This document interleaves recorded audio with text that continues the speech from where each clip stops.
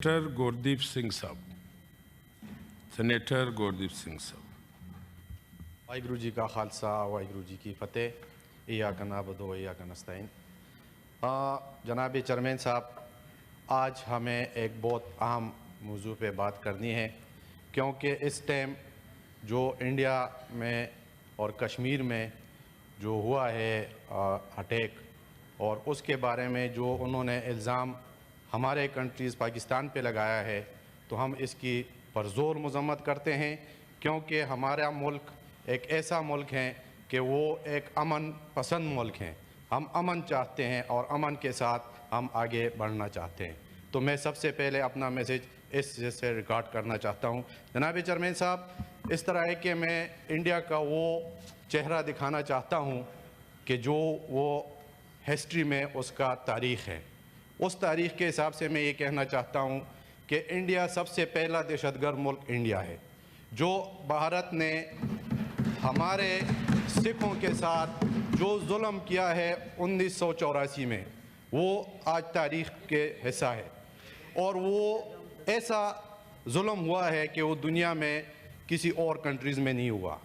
तो सबसे पहले मैं उनका चेहरा बेनकाब करना चाहता हूँ। दूसरी बात मैं ये कहना चाहता हूँ कि जो 1992 में जो बाबरी मस्जिद के हादसात हुए हैं, जो बाबरी मस्जिद को शहीद किया है, वो किसकी सोच थी? वो इस मोदी की सोच है। तो हम उनको ये बताना चाहते हैं कि सबसे बड़ा दहशतगर्द तो आप लोग हैं। दूसरे को क्यों ठहराते हैं? आप पड़ोस में अच्छे रवाबित नहीं रख सकते हैं तो आप दहशतगर्दी का इल्ज़ाम लगाते हैं। तो ये आपका बेनकाब चेहरा है कि दुनिया के सामने हम रख रहे हैं। जनाब चेयरमैन साहब, अगर हमने यहजा होना है तो सबसे पहले हमने अपने आप को उस काबिल बनाना है।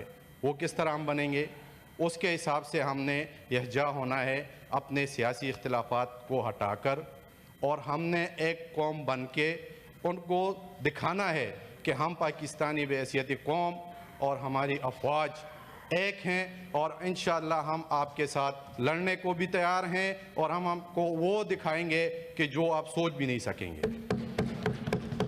जो हमारी 25 करोड़ आवाम है, तो जनाब चेयरमैन साहब, ये 25 करोड़ आवाम जो है ना, ये समझे कि ये सारी पाक फ़ौज हैं, और इंशाअल्लाह ये अपने फ़ौज के साथ शाना बशाना खड़े होके मोदी को वो दिखाएंगे कि वो सोच भी नहीं सकेगा।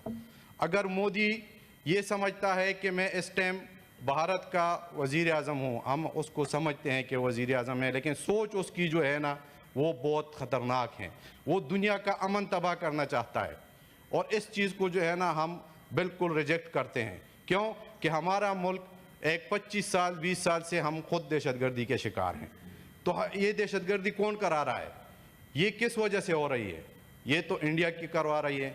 उसका मैं ज़िंदा सबूत कुलभूषण को ठहराता हूँ कि वो हमारे पास क्यों पड़ा है।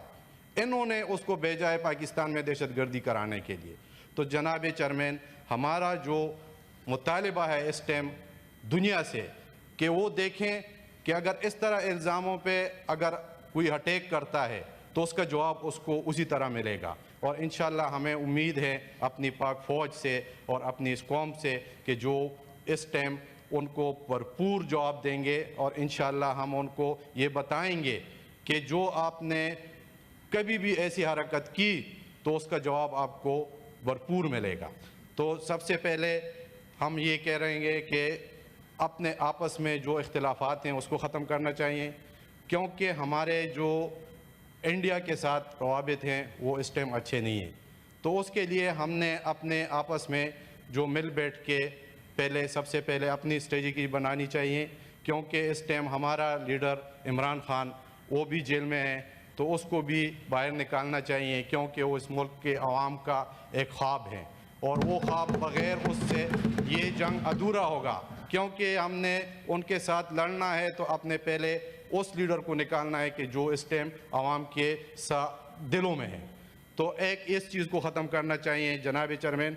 दूसरी बात मैं ये कह रहा हूँ कि जिस तरह हमारे इस हाउस में एक मेंबर साहब ने, अमीर वली ख़ान साहब ने एक बात की थी कि जो करतारपुर का जो कॉरिडोर है उसको उसने कहा बंद करना चाहिए। जनाब चेयरमैन, آپ دیکھیں کہ ہمارے ملک میں جس ٹائم ہمارے ساتھ کون کھڑا ہوا ہے، ہمارے سکھوں کی جو آپ دیکھ رہے ہیں وڑار دنیا میں، وہ کہتے ہیں کہ ہم پاکستان کے ساتھ ہیں.